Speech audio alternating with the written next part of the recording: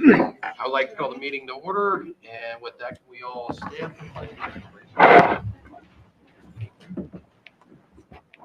Allegiance to the flag of the United States of America and to the republic for which it stands, one nation, under God, indivisible, with liberty and justice for all.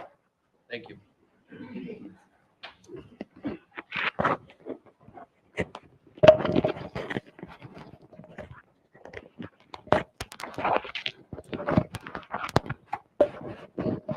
We have a roll call, please. Justin Rock. Here. David Glade. Here. Corinne Dudo is absent excused. Nicole Howard. Here. Molly King. Here. Marianne Niesna. Here. Denise Wheeler. Here. Is there any changes or anything we need to the agenda, Robert? There are not. Thank you. Perfect. Consent agenda. Does anybody see anything on here that needs to be pulled, or do we have a motion? Could I just ask a real quick question though for a minute? And that is just of Gary, I think. Gary, I saw that this person was applying for a liquor license, but they already have a liquor license. Who was looking for because is the new liquor license just because they're selling? Right, so the application really is primarily because it's just a change of ownership, Okay. but the new owner has a license somewhere else. So within OLCC, that's a little bit of a different process instead of just a new owner. Okay. Does that answer the Yeah, question? because so they had a liquor license, but they needed a different type of one because they're buying the business. That's correct. Okay, that's what I thought. I just wanted to make sure. Right. Okay, thank you. I move that we approve the consent agenda as approved. I mean, as Second. presented. We have a motion and a second. All in favor? Aye. Perfect. All right, we are on to our public comments.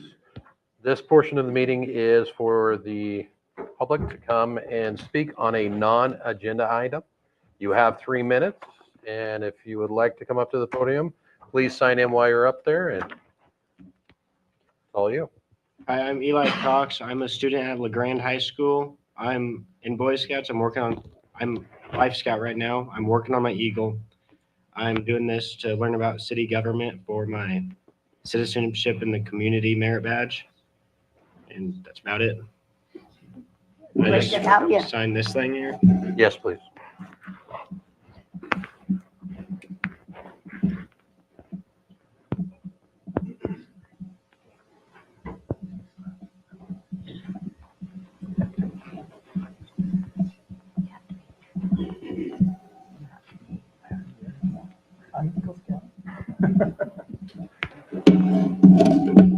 Thank you. Anybody else would like to speak on a non-agenda item?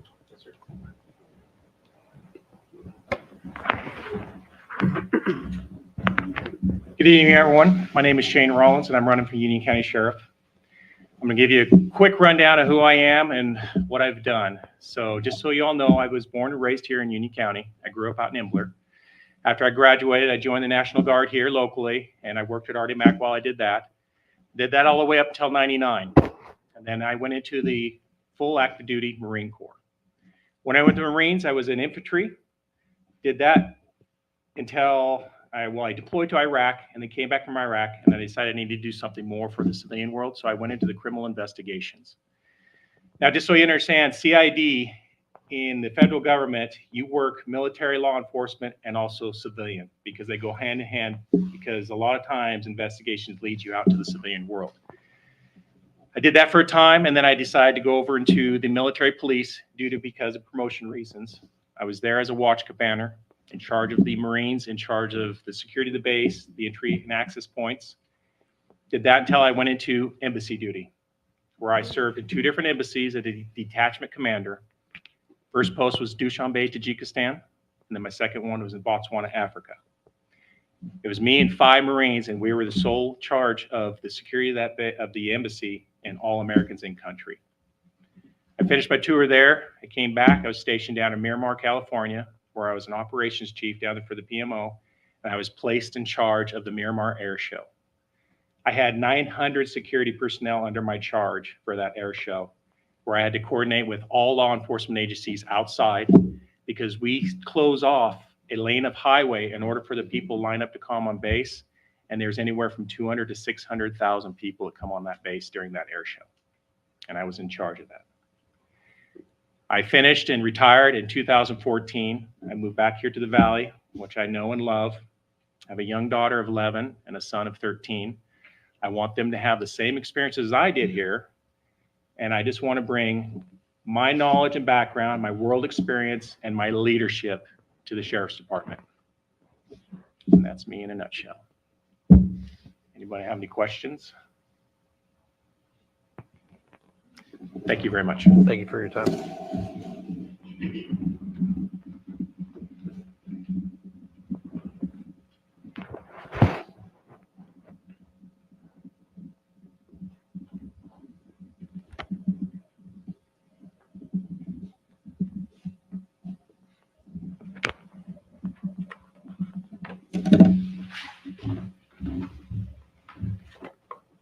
Is there anybody else that would like to speak on a non-agenda item? Nope. All right, we will move into our public hearings.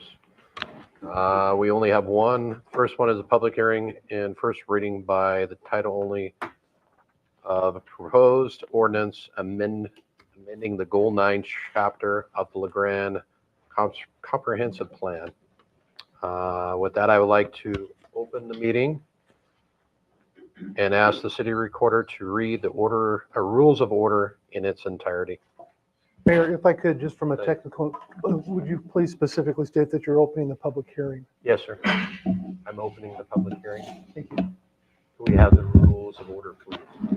These rules of order are applicable to the public hearing for considering amendments to the Goal 9 chapter of the City of LaGrande Comprehensive Plan. This is a legislative hearing, therefore counselor ex parte or pre-hearing contact does not apply. The hearing will proceed as follows. The mayor will open the public hearing and request a staff report. The mayor will then accept public testimony relating to the matter. There is a 3-minute time limit for testimony. The order of testimony this evening will begin with that of proponents, those in favor, followed by opponents, those opposed, and ending with those neutral to the ordinance being adopted. The proceedings are being electronically recorded to be converted to written minutes. When testifying, please step to the podium and clearly print your name and address on the speaker sign-in sheet. Please state only your name before addressing the council. Members of the city council may ask questions of the staff at any time. Subsequent to deliberation, the mayor will close the hearing. Thank you. Do we have the staff report, please, Mike? Yeah, thank you, Mayor and Council. So this is a project for economic development. This is our Goal 9 chapter of our comprehensive plan, which is our long range, I guess, next 20-year plan.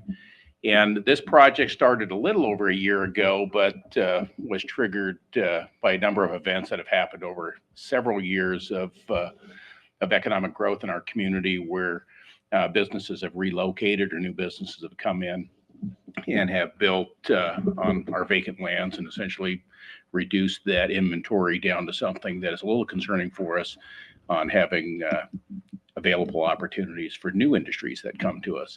And so this was something that the economic development director and I presented to the council a while back, and the council approved some funding for us to go get a consultant to do a long-range economic opportunity analysis. And then based on that outcome, then we go into another phase of trying to satisfy that demand by finding additional properties. And so this report, this study started last year at the beginning of the year, at the beginning of 2023, concluded around September, October-ish. And the city council has held a work session as well as the planning commission to see these findings. There are some draft policy goals and policy changes from our current plan to kind of set forth the vision that we have for the next 20 years.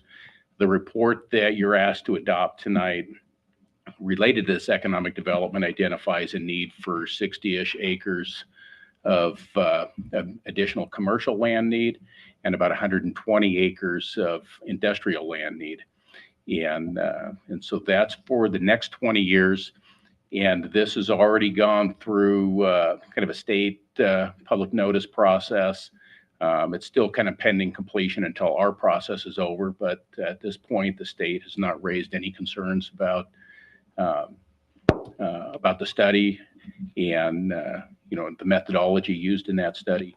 And the Planning Commission held a public hearing on this last month on the 9th and recommended unanimously your approval of this. And once you're done, we'll have a second reading next month, and then I'll be going to the county for co-adoption. And kind of overlapping this, we've already started the next phase, which is a Goal 14 urban growth boundary expansion process, where we're using that acreage need and demand to seek out opportunities in the county where we can expand our urban growth boundary and satisfy that need. And so we won't be able to complete that process till this is adopted, but the overlap has a big enough span that we shouldn't have any issues with that. But do you have any questions about the report itself or about the policies that are proposed to be revised? When you had the public hearing with the planning commission, was there anybody who came and spoke against it or for it, or? Nobody spoke related to this application. We did have members of the public come because they received notice and they came to see what the notice was about and listen, but we did not have any public testimony. Okay, thank you.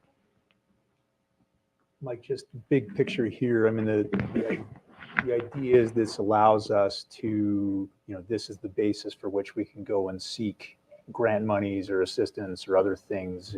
This is the study that says this is what we have available, what we need, that sort of thing. Is that correct? Correct. Yeah. And this is our 20-year forecast. And what I anticipate in the effort we're doing right now, which is the next phase, the Goal 14 phase, to satisfy this need is, I'm not sure we'll have enough property owners within the periphery of LeGrande and the Union County jurisdiction that will be ready or want to come into our jurisdiction today. I might be surprised. We may have more people than we have land need for. But the nice thing with having this report completed and adopted is that the need has been justified. And so as we have an industry that comes in, if there is a property that's around the periphery that is identified within this next Goal 14 effort, and that property owner chooses in the future that I am now ready, we'll already have the justification to come, and we won't have to go through a 2 or 3 or 4 year process just to identify that property and bring them in. It's a much quicker process to add land, once we've gone through this. So this is a great thing for us. And so any other questions?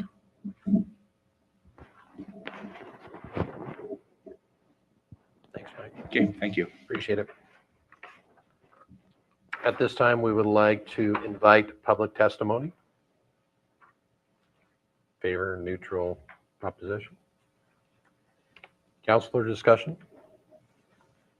Is this a document available for the public to look at online?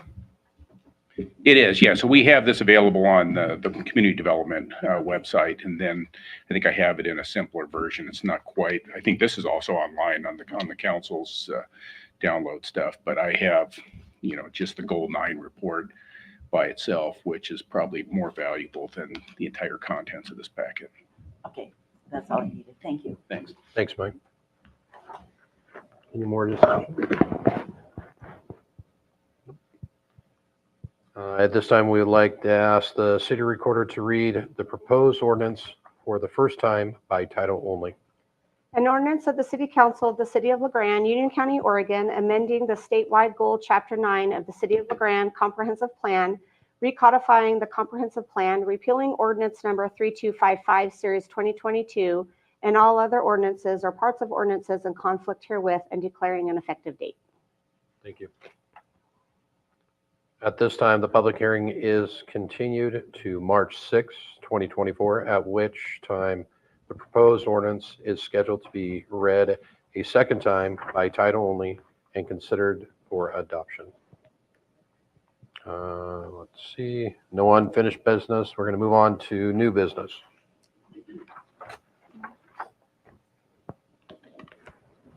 First one, considering approval increased in refused collection fees. With that, staff report.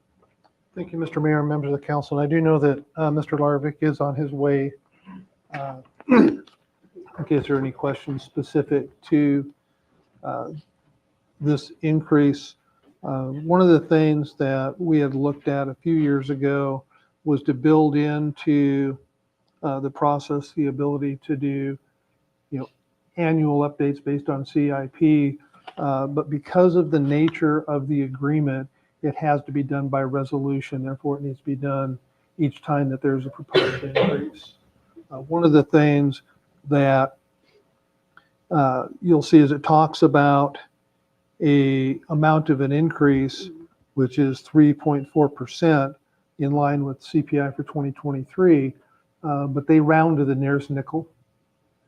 So if you were to do like I'm prone to do, and I know at least one other counselor is prone to do, pull out the calculator and take 3.4% to see the numbers don't perfectly line up. And there are a couple of others where there is a little bit more of a difference, notably the containers that have a seal in them. So there's an amount that is now included in. And it has to do with keeping that lid from popping open in the wind. And that's the 300 gallon, they have this wind stabilization rings. And historically, they have just included that in the cost, but they're now recovering that as part of it. Any questions regarding this before you open it up for public comment? And then if there's something I can't answer, let me see if I've got it. Somewhere I know I saw it, that there is a different fee for people who are on reduced water and sewer. I don't. I thought I read that. Now I can't find it. That's what I'm looking for. I don't recall that being part of this. I thought it was for the weekly. Why did I think that? I'm trying to. And I don't know if they have a separate process, but that's not included or identified. I don't see it neither, but I was sure I read it the other day. Yeah, I can't speak to that. Okay. They should have. Yeah, and he's about 5 minutes out if there's questions that you need him to answer before you act. Well, I'd kind of like to hear that if they have that. Mayor, if you'd like, we can go ahead and just temporarily hold off on this one. Move on to our next item. Yeah, and then we'll just come back when we show up. We don't need to formally table it. Okay. So just move on to the next item, or do we need to table it? Yeah, we'll just move on to it. We'll come back to it. Perfect. Oh, there it is. It is here. It's under the rolling carts. It's once per month garbage service for customers qualifying for reduced water, sewer rates as established by ordinance. Oh, I missed that. But I was wondering if it was going to be for the weekly one too. That was my question about it, but I couldn't find it at first.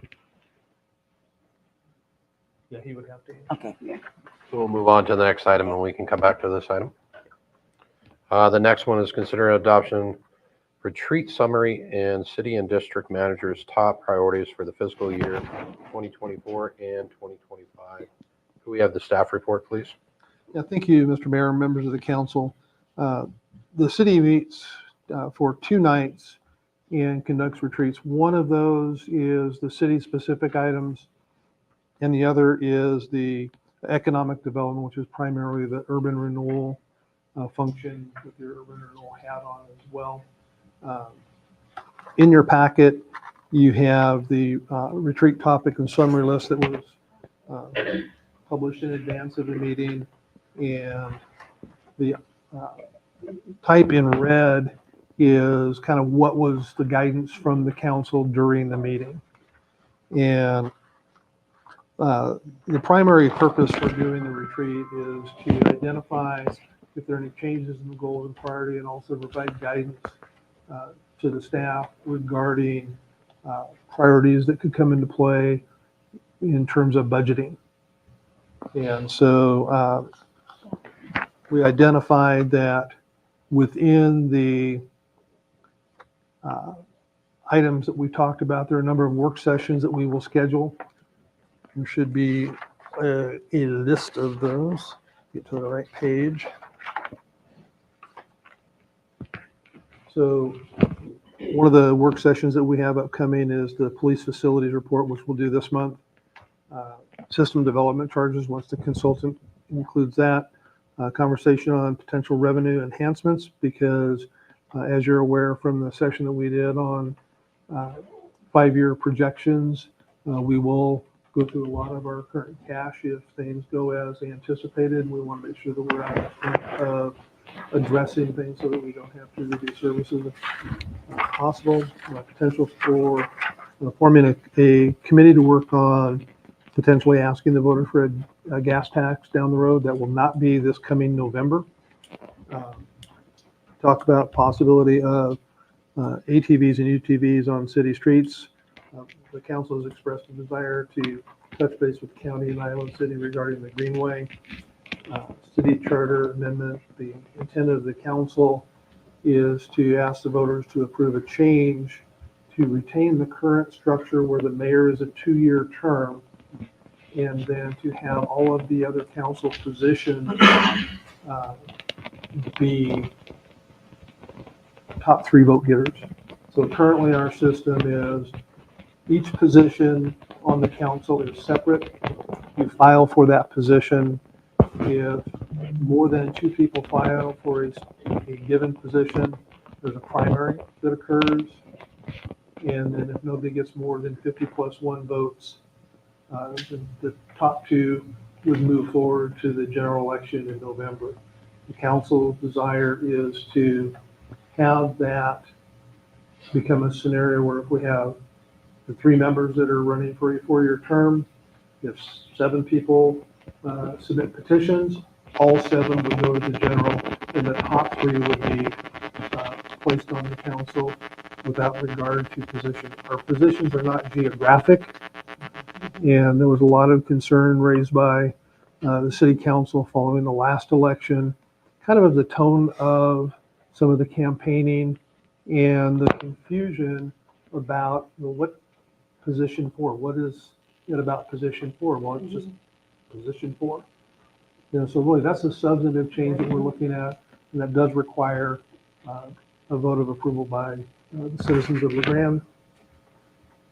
And we have the foreclosure ordinance. There's a potential relating to if we have placed liens on property, would we or wouldn't we be able to foreclose? So we're looking at that as a possibility.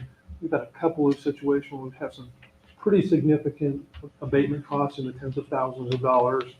And then we put a lien on, and can we or can't we force a foreclosure on that property, or do we have to wait for it to go through a county process related to property taxes? The Goal 14 update, which Mike talked about, which is the follow-on after the Goal 9 adoption. He had asked to visit with Union County regarding animal control issues, potentially a work session with the EOU president, and then the transportation system plan review to take a look at our current bike ped and whether or not we want to make any changes to that. So those are the work sessions that we currently have penciled in that I just kind of wanted to highlight. In terms of the top priorities, those are unchanged from the current year with the exception of moving fiscal management up to the top listed priority. And happy to answer any questions you may have on the summary. I have a couple. One is the city charter amendment. Is that going to go on the November ballot? That's the intent. That's the intent, okay. And the other one was the gas taxes. I know I sent you an email on that.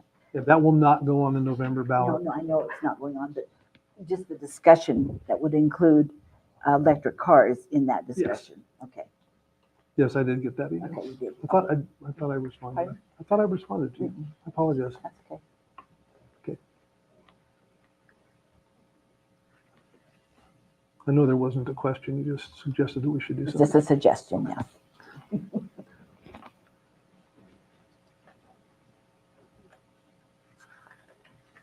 Are these work sessions in any kind of an order, like?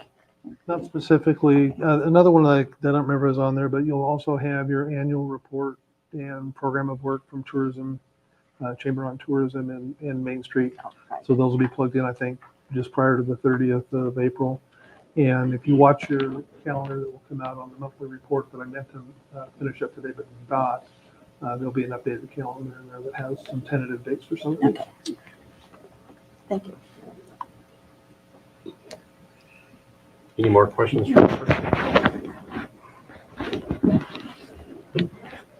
At this time, we would like to invite public comments. Is there anybody who would like to speak on this item? Counselor discussion? Motion?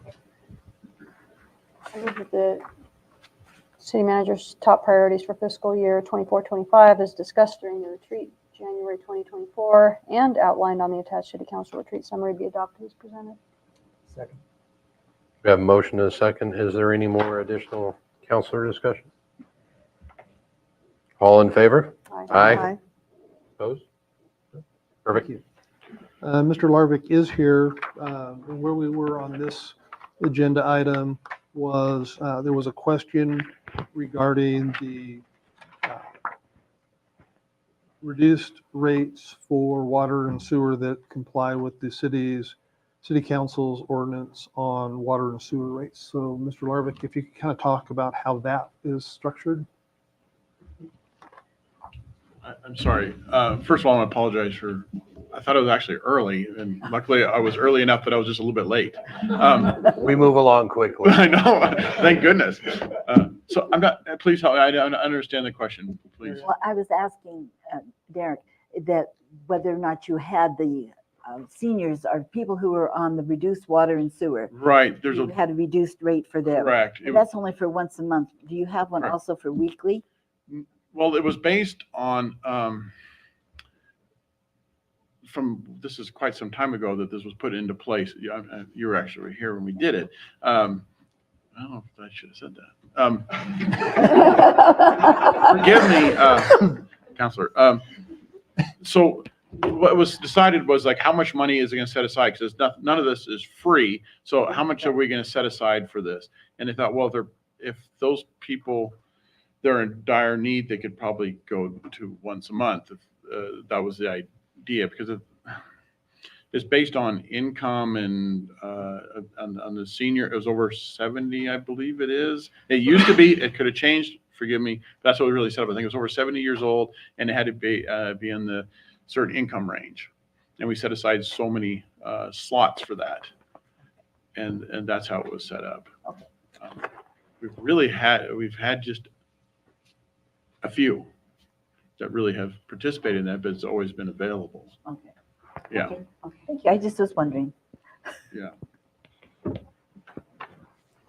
Any more questions for Mr. Larvick? I would like to just make sure, because make sure I got covered, because transparency is very important. So other than just the 3.4% increase, there was two items that there was an increase that was greater than that. And one was the 300-gallon tubs. It was another, it's like $6 or $7 more. So we used to have an option, the tubs would blow over in the street, and they're in the Grande, okay, it's in town. And so when you have a 300-gallon tub tip over and then the stuff blows down the street, it's distressing. So we get this ring we put on there to keep it stabilized in the wind, and we would charge the customer for that. Well, it got to be, some had it, some don't. Some would not get the ring and it still blow over and still blow down the street. And so then we just changed it. We just added to, if they need the ring, they get the ring. It's all added in. So it's not an option to have it blowing down the street anymore. If the neighbor's like, hey, why is it blowing over in the wind? And as you know, in the last month, it's become very apparent. And then also the 1.5 yard size, which is the smallest one, is in the streets of La Grande, which is not attractive to have the dumpsters in the streets of La Grande. It also is not, it's been there. We have never looked at that rate seriously, because it's been a small part of the whole overall picture. But it was not, we were catching the rate up. It was no longer covering the cost. It was being subsidized. So people were moving from their carts to the dumpsters in the streets. And which, it may not be appropriate. So we moved it up to cover the cost, which was another, I think, $9, which has been in the past. So those are the two things that are not 3.4%. Everything else is. Sorry, this is a little off topic, but just so I understand, what do you mean when I agree, it's not appropriate to have the dumpster in the street, Mhm. but they are in the street. Are you saying that will change or they shouldn't be? Well, I think it got to be a point where the two roll carts and the dumpster were getting pretty close in price. That which one do you rather have? You can have three roll carts out there, and the street's tipping over and blowing everywhere, or they're not rolling them back. What we really want them is roll them back off the street. That's what the carts are mobile. The dumpsters aren't. So if we can keep the appropriate containers on the street, that's be best for. The dumpsters can be on the street. As long as they're not, I mean, they're not in the street, but they're just off the street. Against the traffic. So, and it just wasn't, there were just enough of them in this. There's another bit of it too. Then you're running two different trucks down through the neighborhoods. We got the front load truck and then also the side load. So not a lot of neighborhoods want that. So it really should be I'm not trying to socially change things here, but there has been concerns from constituents in town, like, do we want to have dumpsters in front of all the houses? And I said, well, it's never, and evaluating this, it has been subsidized basically. So we need to bring up to its full value, what's the cost are of having it there. And if people have it, that's appropriate, but that's what that, it's something that we've been ignoring for the last 10 years because having this discussion is always awkward. I didn't realize we had Yeah. dumpsters in front of residential homes. I've seen them in front of businesses. It's not in the street, but just off the street. Yes, if you, No, it's in the street. well, they mosey about. Yeah. That's something that we should reconsider. I don't know that I've ever seen dumpsters outside residential homes in another city. No. It isn't, all communities have some, because if you allow home businesses, you're looking at dumpsters in front of houses, and we allow home businesses. So there you go. And they're not in the public right of way, they're on the street. And so my only problem is that they're not reflected, so you can't see them at night. Someone will drive into them. Fair enough. What about riding your bicycle too? Yes, I thought of that. And some streets are way worse than others. I mean, we try to avoid it. Like, you don't want to go down Spruce Street and have dumpsters. I mean, it's so narrow already. You're just hoping you're not hitting mirrors going through past the Spruce Street Market. Or is it what's called still? Yes. And I mean, I think you're going to clip mirrors going through there. So you don't want to have dumpsters in there. I mean, that's crazy. So, and Public Works always tell us, like, hey, that's not going to work out. But yes, reflective tape, definitely appropriate. I have a question about the rings. Do they just go down and pick up a ring for their We put it on. recycle? We pick it up. Oh. Deliver it on the big tubs. Oh, the big The tub. beautiful black tubs. Oh, okay. Yeah. I was thinking about recycle because recycle flies down the street a lot. Oh my goodness, yes. And especially if you get towards the south part of town. That's where I'm at. Yeah. Mhm. Yeah, you really don't want to have fences in your yard because it just catches it. It does. The sucker is that has the fence. That's true. Okay. Any more questions for Mr. Larvick? Thank you. Thank you. At this time, we would like to invite public comments. Counselor discussion? Motion? Move that the proposed resolution increasing fees for refuse collection by Waste Pro be read by title only, put to a vote and passed. Second. We have a motion and a second. Any more additional discussion? At this time, could the city recorder read the proposed resolution by title only? A resolution of the City Council of the City of LaGrande, Union County, Oregon, adopting a household hazardous waste program, authorizing a commingled curbside recycling program, establishing fees for various refuse collection services, including a fuel cost escalator, and repealing resolution number 4829, series 2023. All other resolutions are parts of resolutions in conflict herewith. Thank you. All in favor? Aye. Opposed? None. Thank you. We will move on to our next item, which is appointing citizens to the Art, Library, Parks, and Recreation Commissions. The first one is considering adopting a citizen to the Arts Commission. which will be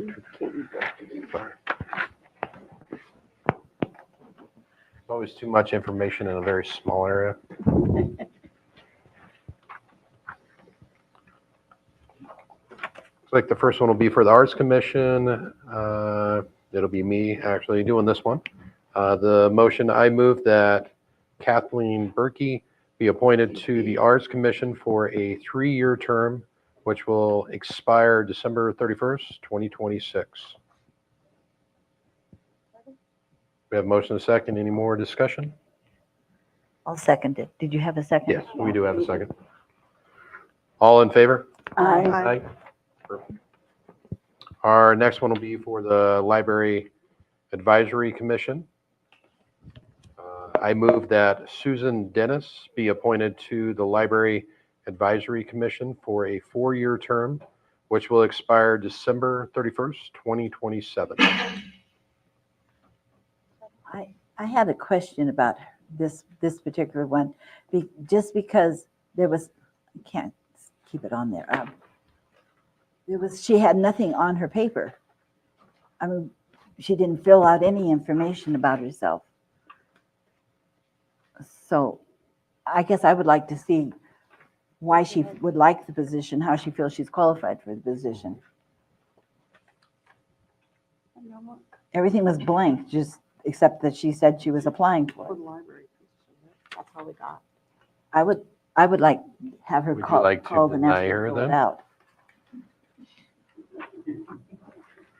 So are you not wanting to appoint? Well, I will vote no.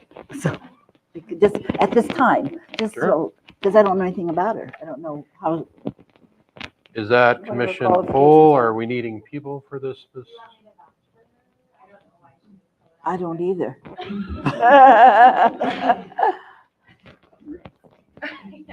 I don't know why she didn't fill out, but Sue has been a lifelong patron of the library. Her kids have been coming since they were little, and now one of her daughters has a family of her own, and she comes to the library. So I'm not quite sure why she didn't fill it out, I don't know either. but she'd be great. Just so you know. Okay, thank you.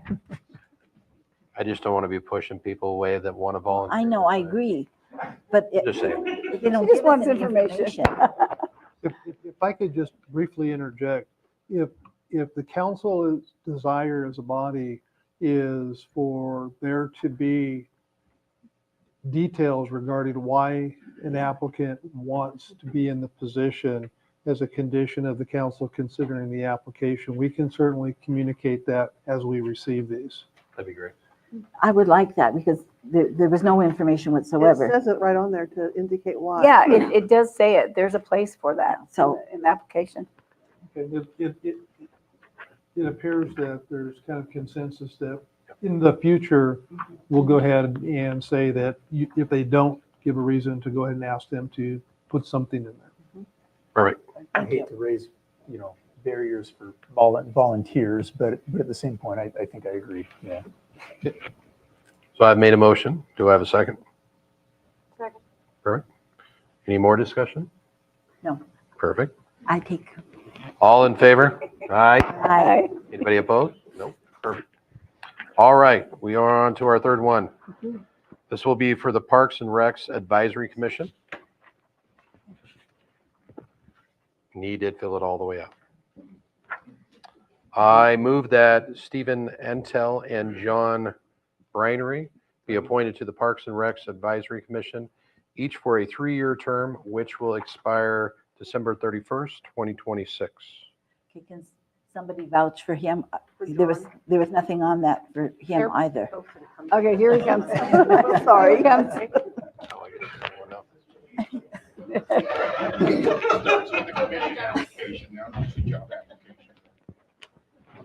John Briney's term expired in December of '23, so he's reapplying. He missed the deadline to get reappointed in January. Okay. Thank you, Stu. Thank you. So I have a motion. Do I have a second? Second. Any more counselor discussion? All in favor? Aye. Perfect. And that is it. All right, our next item will be Union County Commissioner update. There you are. I Mhm. didn't see you over there, then sneaky. Good evening, Mayor and councilors. Today in our meeting, we did pass the annual liaison list, and you have me for another year. So I'm here. A brief update. I just got back from Salem. I was there Sunday, Monday, and Tuesday for the beginning of the short session. I went around, I hit the majority of the representatives and all of the senators about the wastewater project that I'm working on. Very, very good responses from all of them. Number one response that I received was, hasn't this already been funded? Second one was, how has this not been funded already? So I'm making a lot of waves over there. I talked to the governor on Friday. She's aware of this project and she's very glad that I'm still sticking with it. And so when she says very glad, hopefully it's just not like, I'm very glad for you. Hopefully it's, you're going to get it. So I'm very optimistic that this is the session that's going to happen, even though there's not much happening except for the Measure 110 discussion and a few housing issues that the governor's going to be bringing up. They really want to get it over with, nothing controversial during the session. They were very lively over there when I was there. There were a lot of people working, and it was actually great to get back in the building and see everybody again.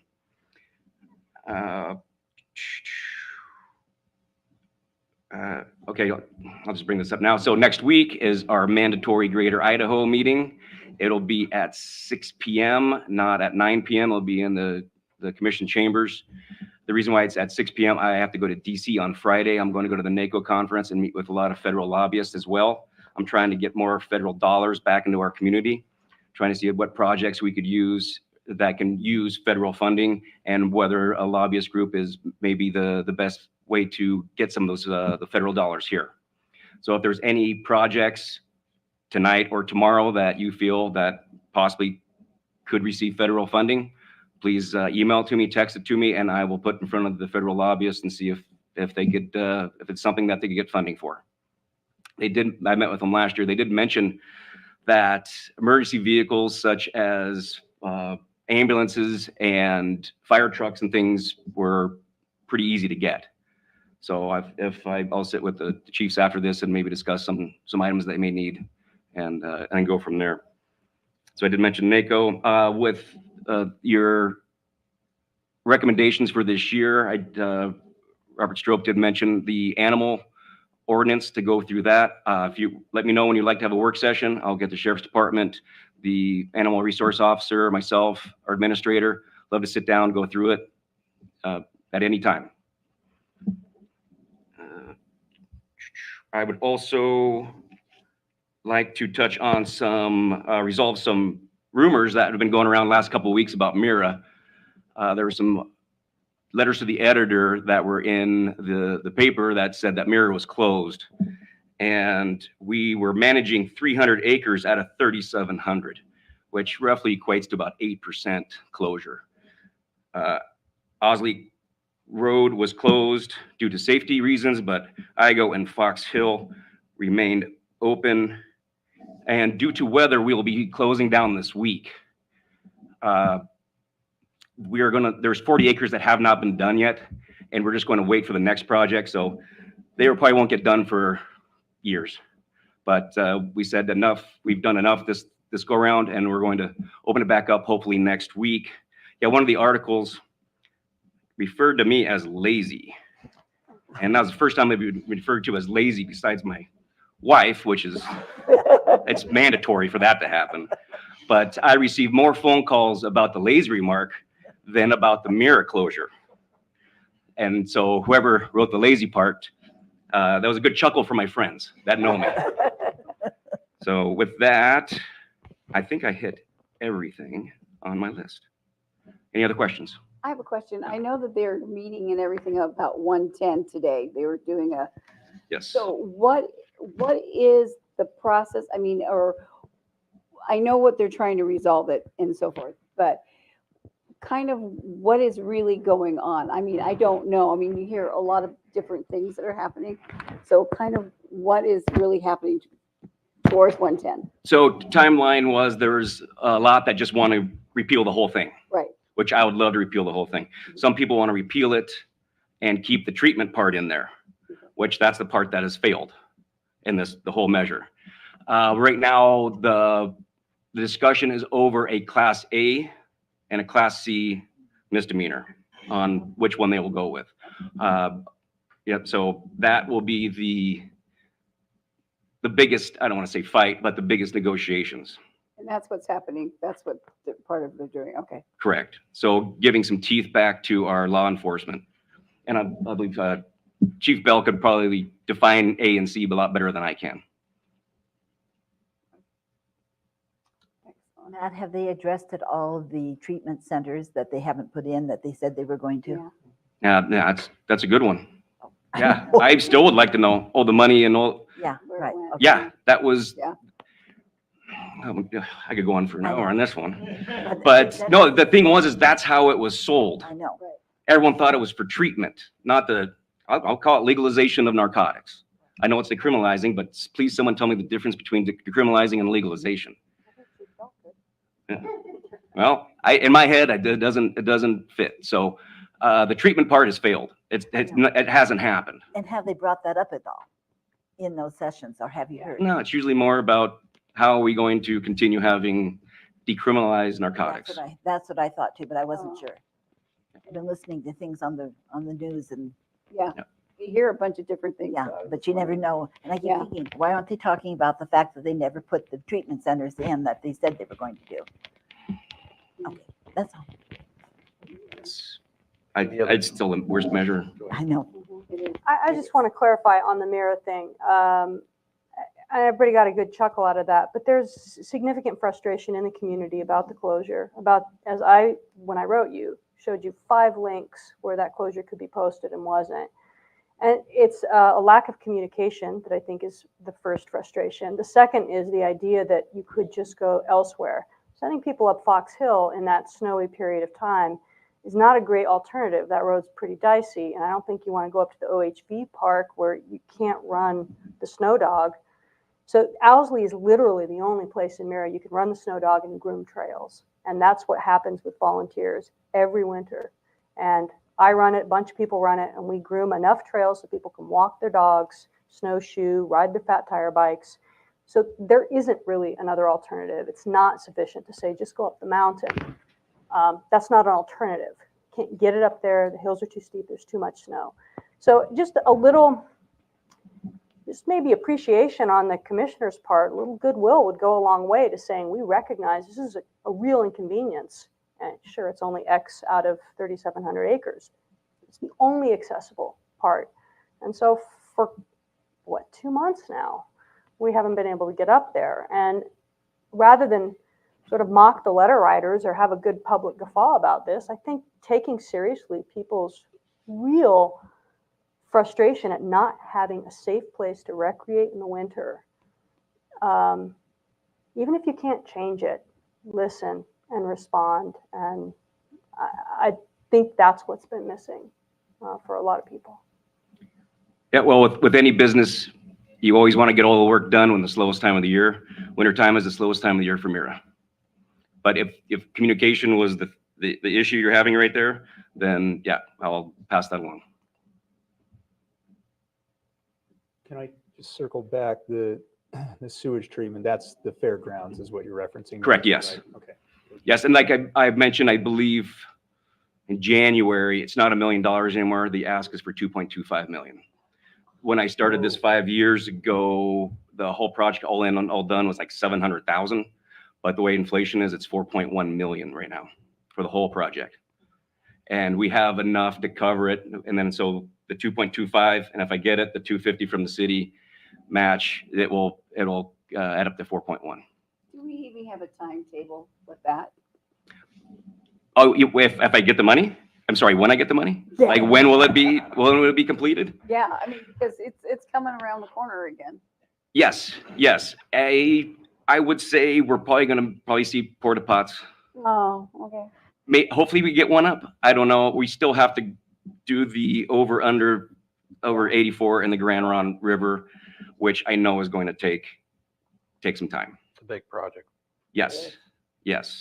And attaching stuff to a bridge over 84 with all the it's not going to be the easiest thing. But with all the money, hopefully we can find a way to get it over.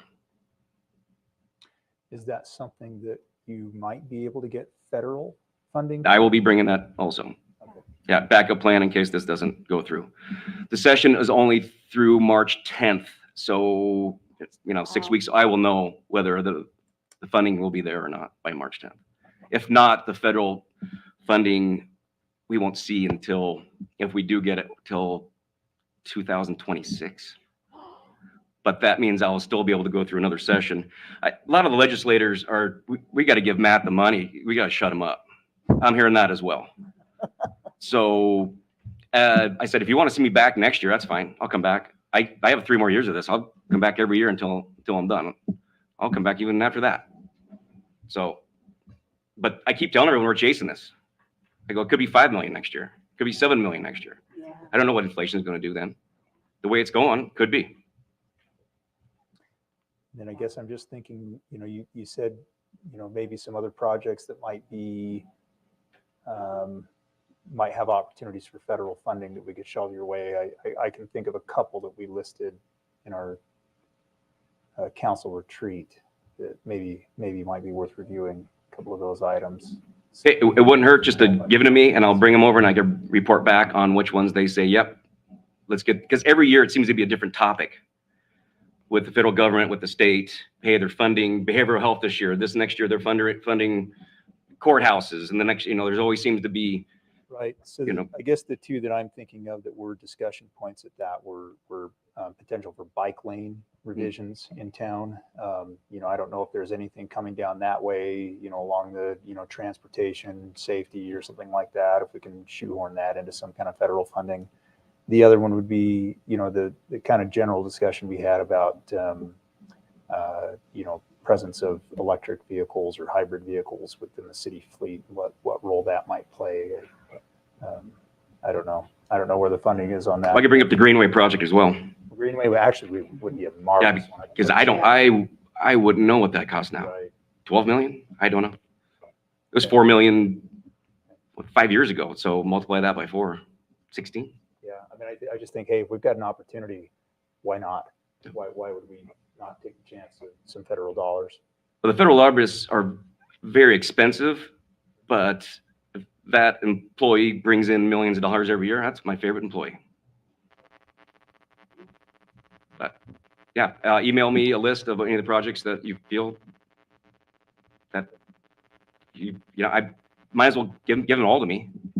We'll see which ones they say yes to. And I'll come back and report. Anything else? Thank you for your time. Yeah, thank you guys. Appreciate it, man. Staff comments.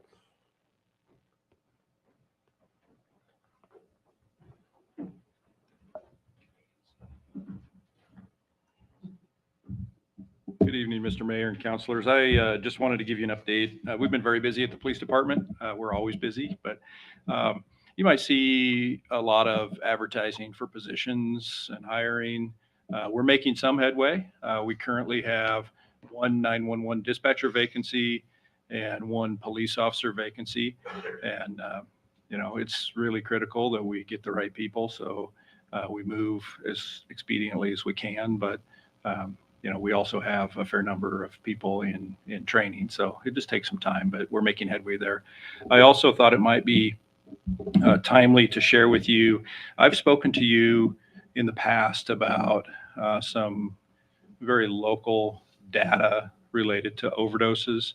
And in light of the discussion that was just had with Commissioner Scarfo, I think it might be useful for you all to hear directly from me about how very real the crisis is that is going on statewide. But, my focus is right here in our own community. So year-end data for calendar year 2023, we saw an increase of drug overdose calls for service related to drug overdoses of 3% over last calendar year. What I see is significant in this data is that represents a 500% increase over calendar year 2020. So you might think it's stabilized a little bit, and I hope so, because we've been trending, heavily in the wrong direction. But what that equates to, and I've shared this before to you and publicly, this does not represent the entire picture for our local community. These are calls for service that come into our 911 center. It does not capture drug overdoses that present directly to the emergency department or potentially to another provider. But anyway, I also wanted to speak with you because if you have any questions specific to this topic or others, here I am. Thank you, Mr. Mayor. Thank you, Chief. Can I ask just a quick question? I know we've Certainly. had several, sessions where citizens have come with concerns about the location of the warming station and what that's meant for the neighborhood. What are you seeing on calls in that area? Can you comment at all on that? Certainly, yeah, it's negligible. We provide extra patrol within our resource limitations at their pickup and drop-off times or their closing and opening times. We're generally able to be there when they're closing more frequently, so in the mornings, than when they open and people can actually present to the warming station, because the call volume in the evenings is just so much larger. Sometimes we just can't get there. But during routine patrols, we go through there, as frequently as we can. I can't remember exactly when it was, but working with Public Works, I met with a group of neighbors up there last year and listened to some of the concerns. One of those was street lighting, and working with Kyle and the Public Works crew, we were able to get some additional lighting in the neighborhood. But generally speaking, we're not having issues up there, Counselor. That's good to know. Yeah. Can I add? There's been, I know that you're patrolling in the morning and afternoon, but I'm on the link with the group of the neighborhood and so forth. But there has been a lot of different instances in the daytime, and it's been carried out also over to C Street. We've had a lot of people going through our garbages and everything else that are from the warming center. Are those ever logged or anything? I mean, because it's a lot of things are happening, but I'm not hearing them a lot sometimes from you, which Yeah. I gotta know more. I'm not saying I know more. I'm not saying that. Yeah. But I'm saying that we have this local thing that we get all this things that are happening. And I don't know if people are reporting them to you or not, but there are a lot of incidents that are happening around that neighborhood, and it is starting to spread out even to B and A. Yeah, I appreciate that. In your communications, I would urge, those persons, if you have communication with folks, we need them to call. We can't address issues if we're not aware of them. And what I'm sharing with you is, we haven't been getting many calls for service. So But we what just need to make sure that they call each time something happens, so it's recorded. That's Okay. correct. Yeah. All right. And not just so that it's recorded, but the idea is that if there's something that we can do to mitigate an issue or to, hear what the problem is, maybe we can solve it or at least give it our very best effort. But, you bring up, quote unquote issues. And what I can tell you is that, throughout the entire community, calls for service that we're receiving that are categorized in our record system as being connected to homelessness or persons experiencing homelessness, it's keeping us pretty busy. And it's not, quite frankly, the bulk of those calls are not happening in that neighborhood. A lot of them are in the Island Avenue area. A lot of them are around Safeway, more of the populated and quite frankly, commercial locations. But Right. I'm just going to give you a little bit of information specific to that. In calendar year 2023, we handled 238 calls for service specifically categorized as related to homelessness. And that represents a 25% increase over calendar year 2022 and a 429% increase over calendar year 2020. And a lot of times I just do a 3-year look back. So those calls for service have certainly been on the uptick.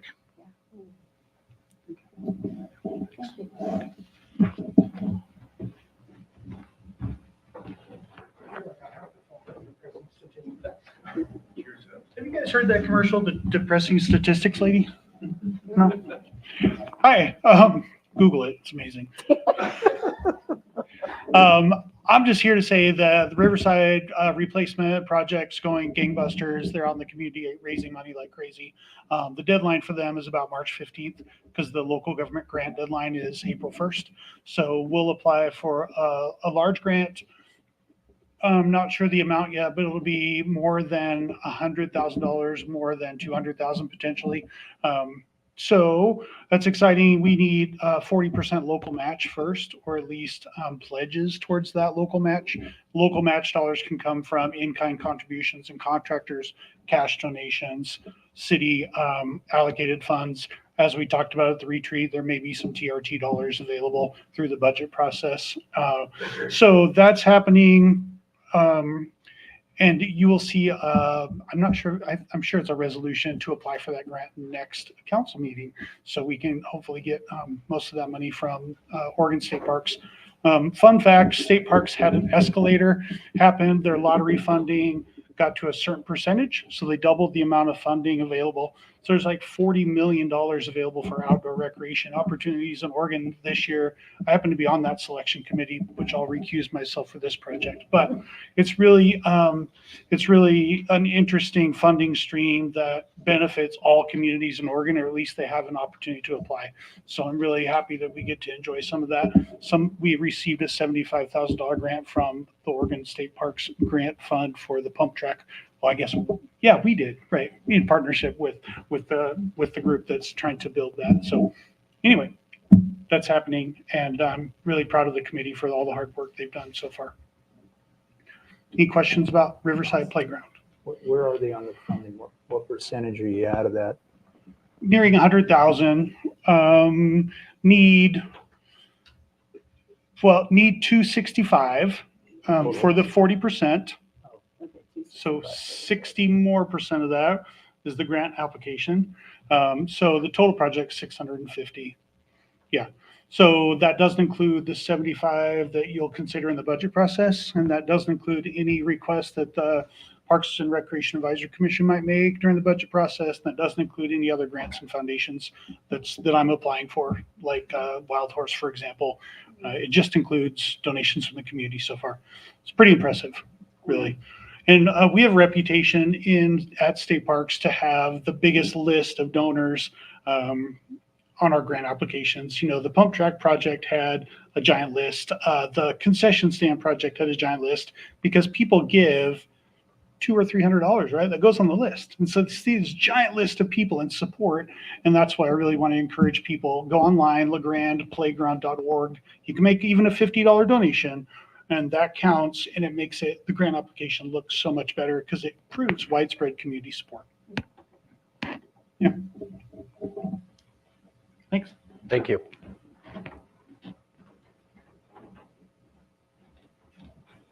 Real quick, February 17th at 4 o'clock, we're lucky enough to have Oregon Poet Laureate Anis Mosgani coming to do a reading. So if you guys are around, come over to the library and listen to him. He's got great poetry.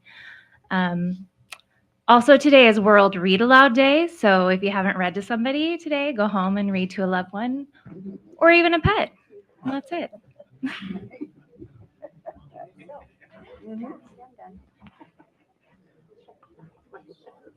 Any more staff would like to make any more comments before we move on? Perfect. City manager comments. Thank you, Mr. Mayor. Just to, we were just talking briefly that the city recorder has already achieved the read aloud in the reading of resolutions, so she should get credit for that. I'm not sure exactly what that translates to or what that looks like, but I think it's important she get that. Met by phone earlier this week with representatives from Senator Merkley and Senator Wyden's office about the East Side Water and Sewer Project. Will be one that we'll be submitting for federal funding. As Matt was walking up there. I was actually texting him about that particular project. I waited to hit send until after he returned to his seat.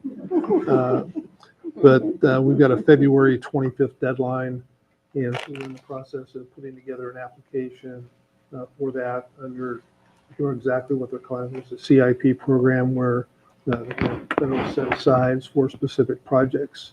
We almost never submit requests to the federal level. But that's the same project that we submitted to the League of Oregon Cities for state consideration this past fall. So I'm going to touch on that. And then also, just as I kind of mentioned on one of the other topics, they'll get that monthly report out to you tomorrow. I apologize for not getting it sent out to you today. So that's all I had. Thank you. Thank you, Robert. City councilor comments. Usually I go to each person, but tonight we have still quite a bit of a meeting. So anybody have any comments? Go ahead.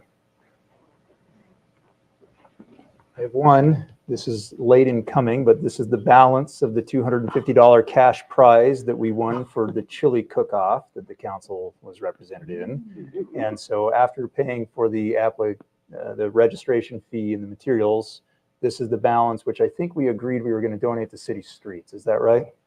Unless we have another better project. To do the playground. Robert will let you take care of that. I'll take care of that. We'll get you a receipt. You show up in a new Seahawks jersey, we're gonna. Yeah. I actually have one already ordered. Here any day. Not with that money. Anybody else have any comments? I will keep it short, and I will not say anything myself. At this time, we will adjourn to the Urban Renewal Agency. You need a moment. Stu?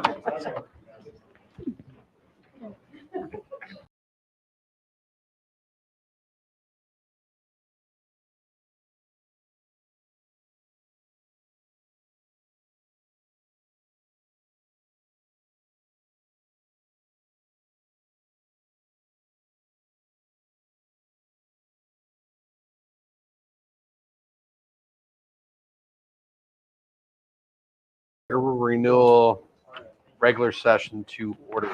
I'll give Dave a moment.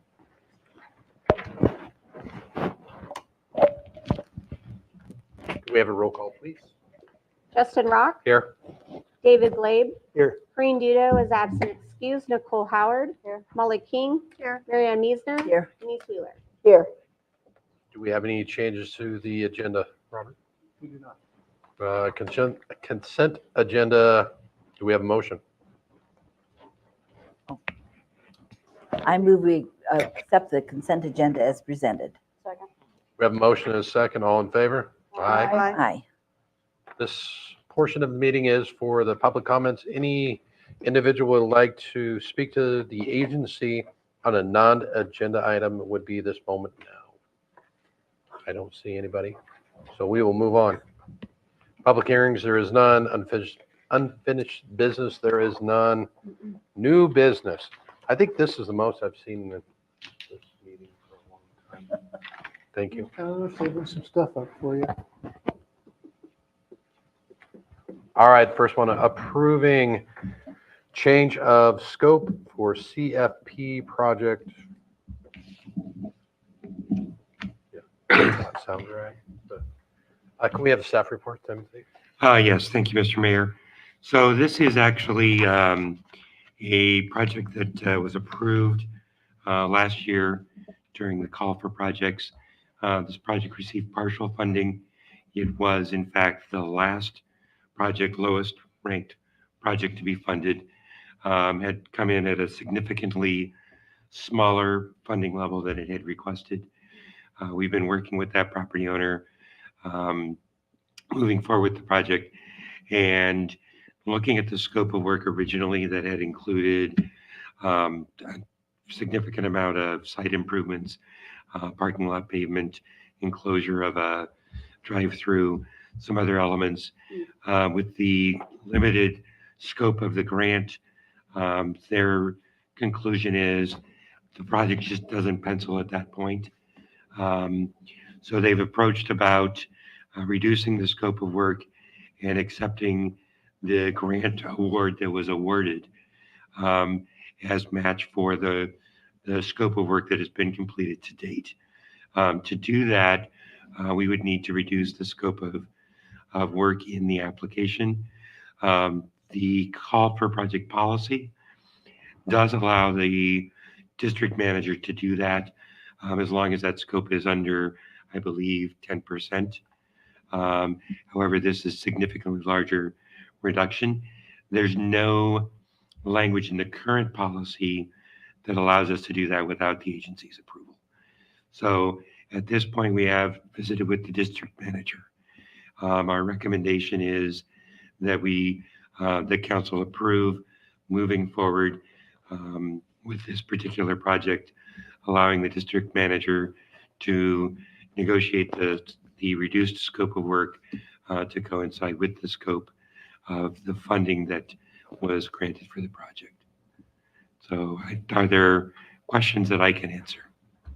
I've got a question. It says, so is there some policy here? It says applicant is aware that work removed from the original scope of the project will not be eligible for future CFP funding requests. Is that a policy that we have? If we've reduced this, they cannot reapply for what was originally part of that project for future requests? I didn't understand that sentence. So I think that policy, and I will defer to the district manager if we get confused here.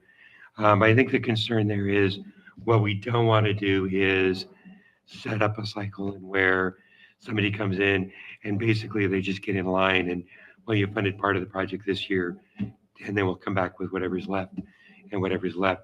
So we're basically, there is no mechanism to fund a partial project. They would have to withdraw the project because they revised the scope of work. So they're separating out and saying that this scope is what basically was approved and funded for this year.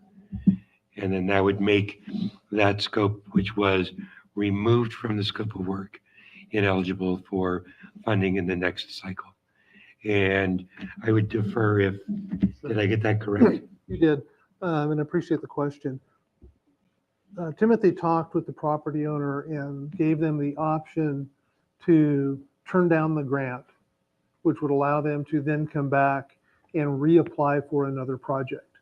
So they could fully fund the sign themselves, and then come back with another $100,000 project for the work that was originally contemplated, or they could ask that the work that was done on the sign be allowed to be reimbursed at the 50%,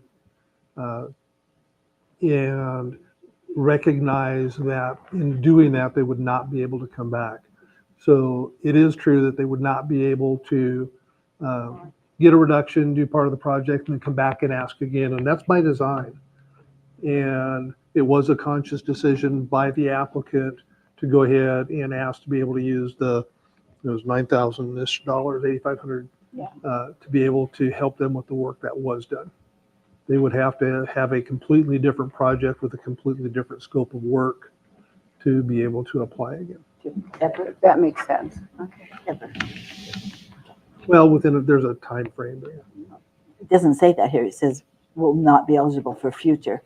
So that means. Yeah, there's language in the call for projects. So I thought like The 5 one years. We're going to adopt it. I think there's a 5-year window or something like that. Yeah.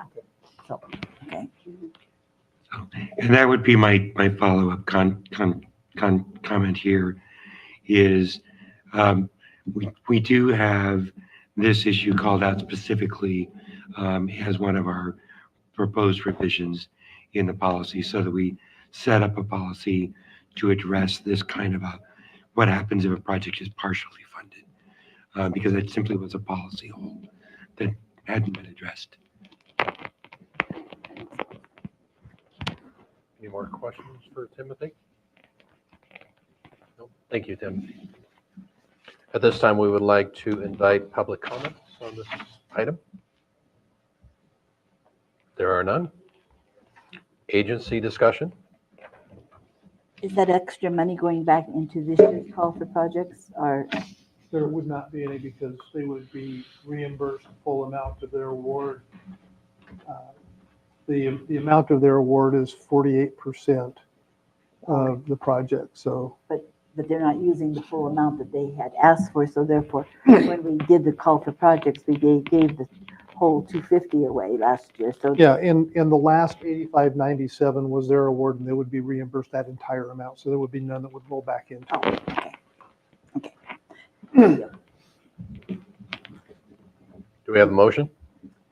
I move that the agency approve the reduced project scope of work for call for projects, project number URCFP 23-004 as recommended by staff and as presented for amendment. We have a motion and a second. Any more additional agency discussion? All in favor? Aye. Opposed? Nobody? Perfect. Next item, approving recommended changes to the call for projects policy. Can we have a staff report on that? Certainly, Mr. Mayor.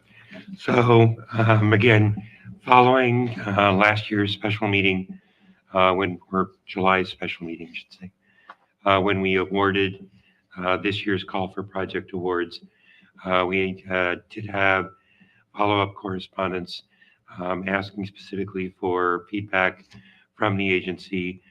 We've also had a work session with URAC to really look at what worked well, where there are changes, where there's some other recommendations for changes to this year's policies.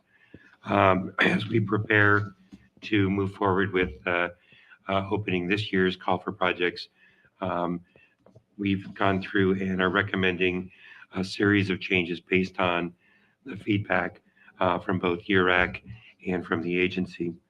A couple of those are outlined in your council action form, and we can go through in greater depth some of those that are in your packet if you have specific questions. But just a quick overview, most of our changes fell into a couple of categories. So one was just a general category of blight. There was a recommendation to change that scoring from the agency scoring that with a staff recommendation to just simply having that be a staff score. I think in the past during URAC agency joint sessions, there's been some questions about, well, what's really blight, what's not blight, how do we define that? So having staff do that scoring and really document that as part of the staff report makes sense. There's a question in the table where we talk about the first return on investment. And if we'll look at that in your packet, I believe that is, let me make sure I'm looking at the correct return on investment, because there are two, and that's where we've had some confusion. So on the item 3 chart that you see in here, return on private investment versus public dollars. In here, we had talked last year about having potentially a sliding scale, so that if a project, so on the return on investment, so if a project comes in at $100,000, you would get 10 points, and then would basically, as it moves up the list, for each 10,000 that is invested, that's an extra point in the scale. And really that begins to address that issue where oftentimes we'll have two projects that maybe look and score comparable in addressing blight and some of the other elements, but one is a $140,000 project and one might be a $600,000 project. So this provides agency with an opportunity to really look at the scale of the private investment as a measurable opportunity in their scoring. Does that make sense? And I think that captures the sentiment that we heard from both the agency and the URAC on that particular schedule. I have a question. Yes. First of all, I like how you did this because it, it made a lot more sense to me. Yes. I'm visual, so that was just great. I do have a question on our agenda item of 7B. You're removing the requirement for local contractors. I thought that was part of the point that we wanted everything local. So I just was wondering why you're removing that. Is it because it's just harder to find local contractors or? I think or that what? is a significant factor. Okay, I think what we have heard over the last couple of years and continue to hear is that getting a contractor scheduled is increasingly challenging. Um, and so we also are, in some instances, finding that we're dealing with some projects where finding a local contractor who can do specific work becomes challenging. So there are some times where the specific nature of the project might be more challenging. Local contractors that simply can't get to. And I think that's why we've seen over the last 2 years, specifically, most of our call for projects are really stretching out into a full 24-month cycle instead of being able to complete in 1 year or 18 months. So we really are seeing that impact the timeliness in which some of these projects are being able to complete. So we would prefer, I think, and certainly there's still the opportunity for the agency in their scoring to give some of that discretionary point if they see local contractors versus out-of-town contractors. But most of our projects are coming in at values that would put them up to 50% being 75,000 or higher. And so for a lot of these projects, a $25,000 gap, if they can't find a local contractor, is a significant impact on the project. Did that answer your question, Counselor? yes, thank you. Other questions, or I'll kind of hit some of the other highlights. So we talked about that piece. The business viability piece is the other one where we had a lot of discussion with both URAC and the agency, really talking about the validity of scoring and how those were scored. Do we have a business plan? Is it a comprehensive business plan? What happens if it's the contractor or the building owner doing the work on spec? There's no business going in. How do we rank a business plan? So the recommendation is that we keep those items that were there and we leave them as required elements. So when they're submitting their application, we want to see, much as we have in the past, that they've got the financial capacity to do the project. We want to see they've either got a business plan if they're the business, or if it's a property owner, that they've got a plan for how they're going to marketing it. We will review those and see in the staff report that those elements are there, whether we think it's a substantial business plan. We'll have renderings, but there's no score for those. Again, the agency, when you do your discretionary points, you can go back through the entire staff report and the application. If you see what you think is a good business report, that can affect your discretionary points. If you look at the renderings and it looks more like a drawing on a napkin versus a professional rendering, that can fall into your discretionary. But we'll make sure that they have those and that they meet some minimum threshold and are covered in the staff reports. So we made that change. Applicant criteria is where we really had a lot of discussion, really both at this point based on both input from URAC and the agency, but also some of our staff discussions. So, I mean, here we do really begin to try to address some of the need to conform or to confirm property owner engagement and awareness of the potential clawback restrictions. Particularly in the instance that the applicant maybe the business or the tenant, not the property owner. And how do we enforce those current clawback restrictions? And so We did confer with council, and the recommendation that was made and really endorsed by the URAC was to proceed with a form letter that we would have property owners sign. So in most cases, the property owner is the applicant, but that is not always the case. And we've had some instances, and for one particular instance that really brought this policy issue to light was the call for project award that was given to Blue Mountain Music, the music store, to renovate the storefront of the NK West building. The NK West building subsequently sold.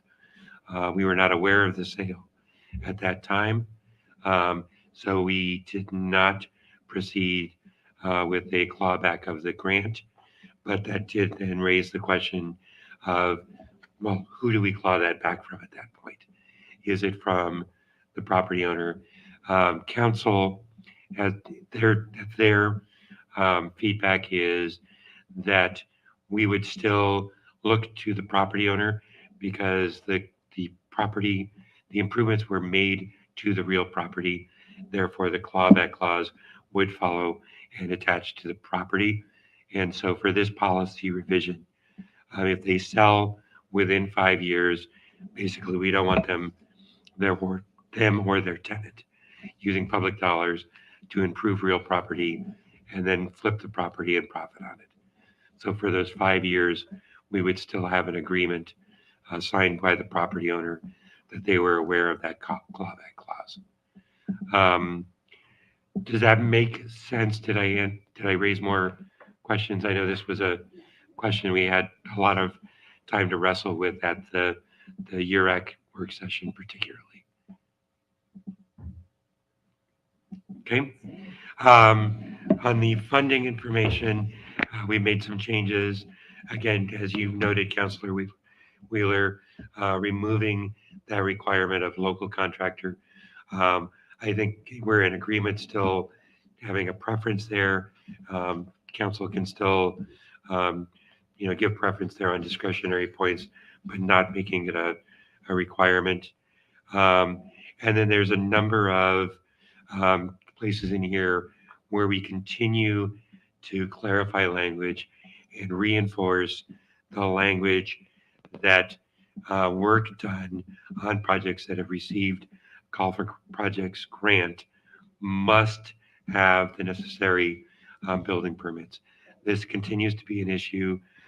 We have in fact reduced the award amount on a number of projects, really reinforcing with the property owner or the business owner, whoever the applicant is, that it is their responsibility to ensure that their contractors have pulled the necessary permits before the work is done. And we continue to work on that outreach internally as well, but really reinforcing that within the policy. The other item is item number 12. And this is new. And I think this one comes up. We've had a couple of projects now where we have had applicants come in. The Evermind building has now received a call for projects grant to do the work on the production space for the actual Evermind label company. They were able to come back last year. They've received a call for projects funding to complete the front elevation of the building, removing the driveway, doing the patio space. Likewise, we've had, and we would anticipate we would see another application at some point from like the Boning Camp building as they move to another phase. And as we begin to look at some significantly larger scale projects where potentially somebody will come in and say, let's apply for the ground floor of a multi-story building so we can get a commercial tenant in, get a revenue stream, and then can we come back at a later date and apply for upper floor renovation once we've got cash flow coming in on the ground floor. So there are a number of reasons why it might make sense that a project, just because of scale and cash flow, would come in phases. So this particular policy change really addresses that. It says that there are circumstances that will allow you to do that. They're outlined in that policy, change revision language. And then we set a limit that says no more than $150,000 in any 5-year period. So again, we don't want to be kind of just in somebody's regular maintenance cycle as go get a grant because it's time to do work on my building. But really that, somebody could do a phase project, but we limit that to $150,000 over any 5-year period. We have some similar language around the facade grant program. The language in here also kind of addresses the current restriction where you can't do facade, can't do call for projects within 1 year of a facade grant. Here, the restriction simply says you cannot use more than 150,000 of urban renewal funding in any period, in any 5-year period of time. So somebody does a facade grant and then decides, okay, that warrants investing in renovating upper floor, they could come back and do that as a standalone project within that 5-year period. So are there any other, I think, so the last one is that item 15, which really addresses the previous issue on tonight's agenda and really sets a policy so that if somebody does come in, they get a partially funded grant, that there is a policy that allows the district manager to negotiate a reduced scope of work to coincide with whatever that reduced funding amount might be. So are there questions about those key provisions, or are there any questions about any other provisions that we didn't highlight in the agency action form?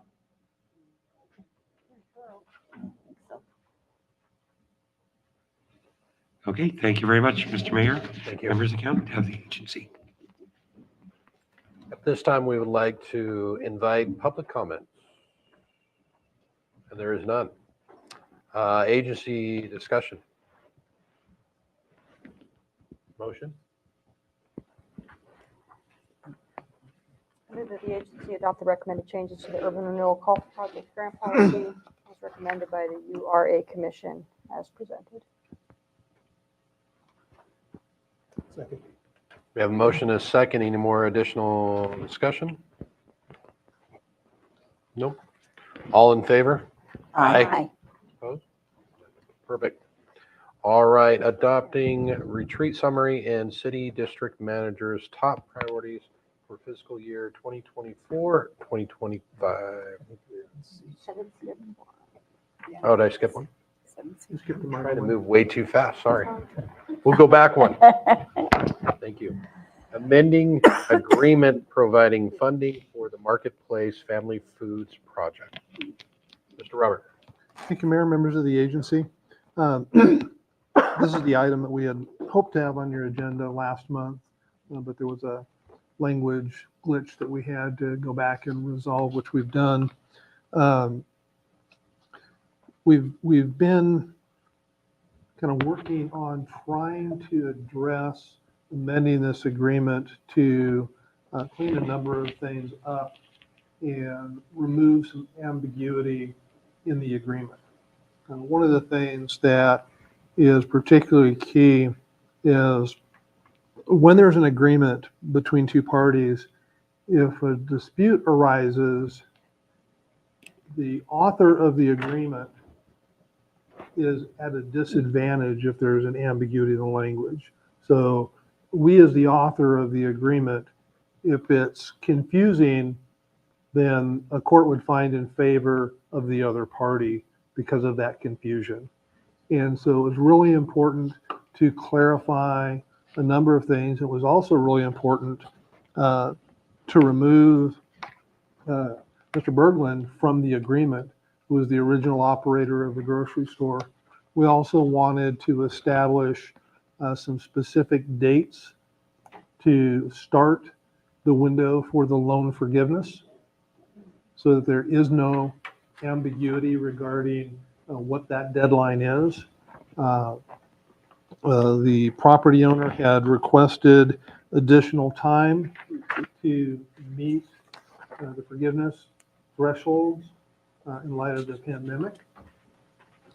And there were a couple of other provisions in there. One was the providing the financial statements of the business.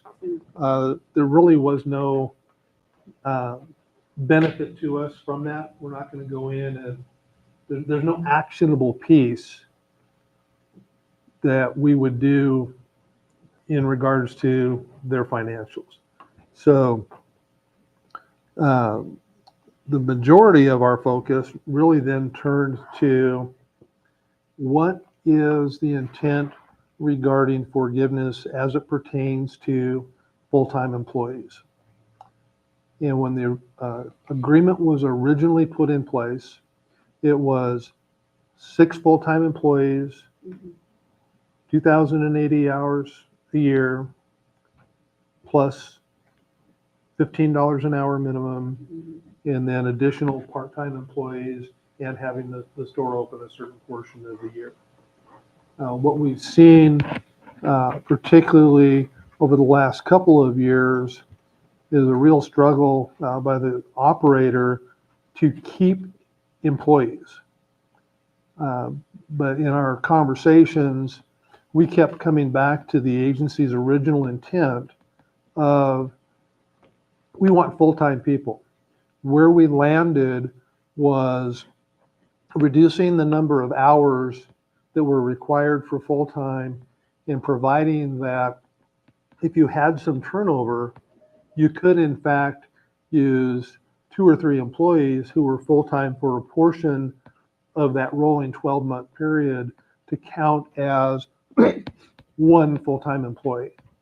And so we spent a lot of time trying to craft that language in such a way that it would be easily understood by whoever's reading the document as to what we meant by a full-time employee, so that when we evaluate the employment records and we say, yes, you in fact have had 6 full-time employees for 12 months, they would then be given $10,000 per each of those employees, up to a maximum in a year of $100,000 worth of forgiveness.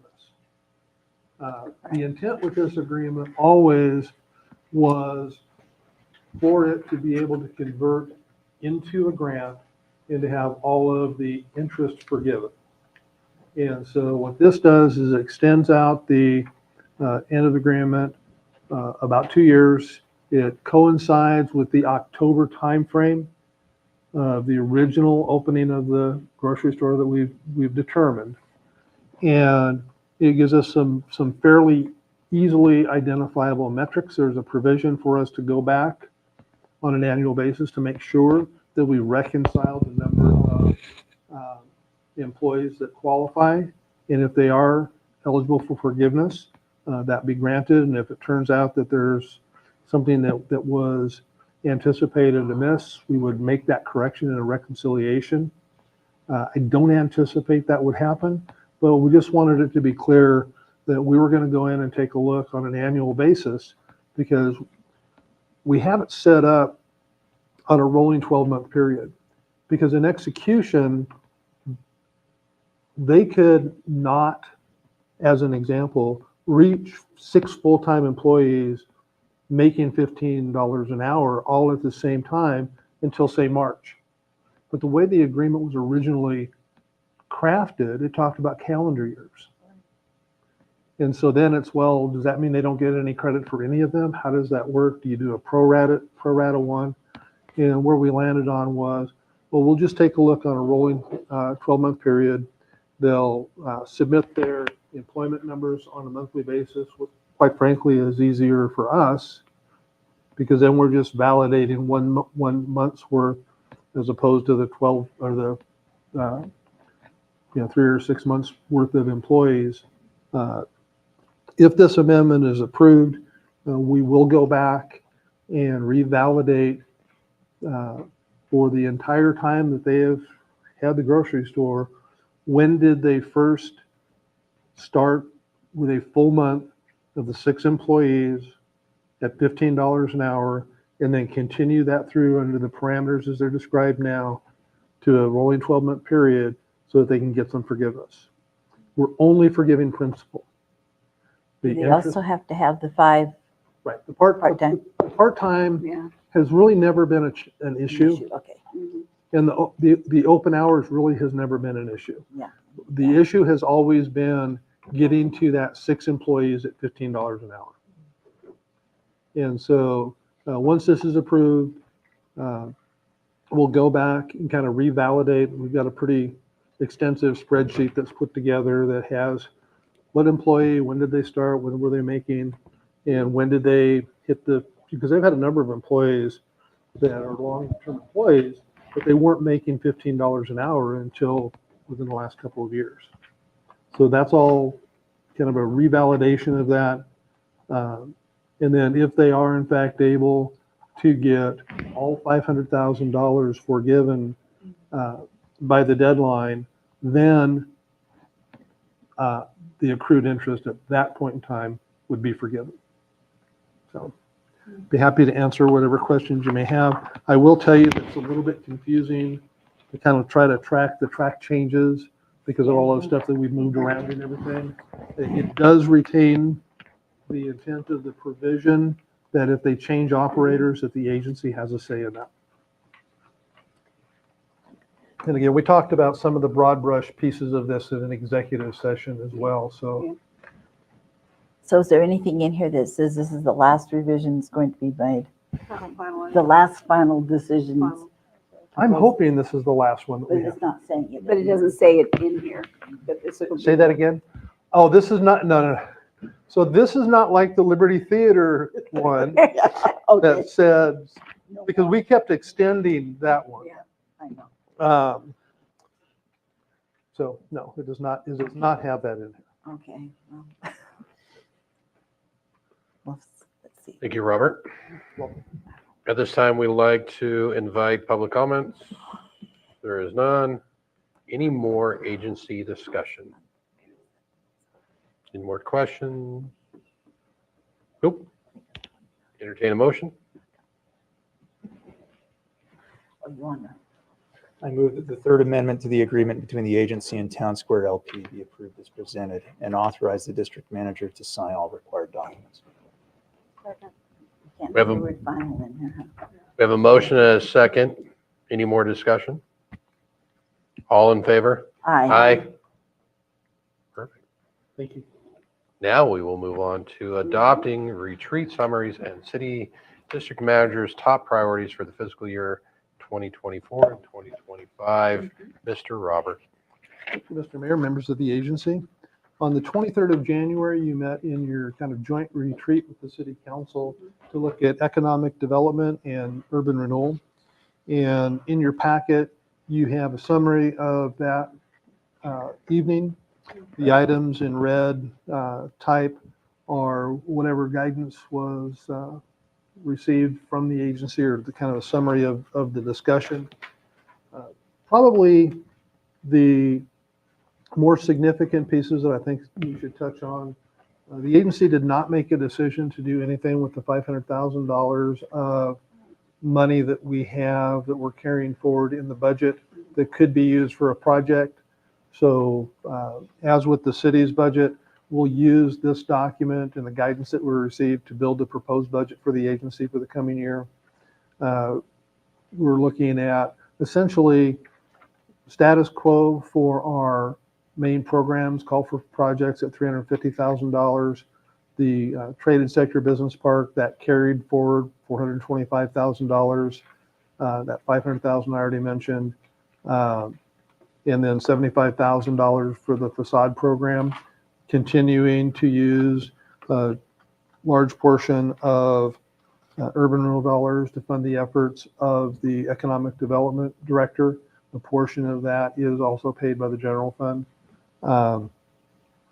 And we talked about the potential to continue the streetscape project. The decision was, first of all, no decisions are made in the retreat, but the consensus of the agency was to hear some more information about what that project may look like in terms of scope and potential cost in order to potentially make a decision on how to proceed there. The agency was receptive to pursuing the use of some level of urban dollars for a police facility, with the understanding that it would have to be located within the district, and there's some additional concurrence with taxing jurisdictions that would be impacted by a decision to do that. We would not be looking at increasing the amount of maximum indebtedness for that type of project. It would just be being able to use those dollars toward a public project, specifically a police station. No decision was made on that. The agency was just open to potentially doing that, so that the consultant who's working with us on police facilities analysis can consider that as part of their presentation, how we might ultimately fund the police station. And then finally, support for the underlevy, where the agency continues to fund the core programs, maintains an appropriate level of cash on hand, and then any additional funds would be subject to an underlevy to provide dollars back to the city's general fund and other taxing jurisdictions. The letters to those taxing jurisdictions, I think, go out the end of next week, where we identify what the amount of the underlevy would be in terms of projected revenues that they would receive. And I do not anticipate we'll get any objections from any of the taxing jurisdictions. We have not yet. And happy to answer any questions you may have.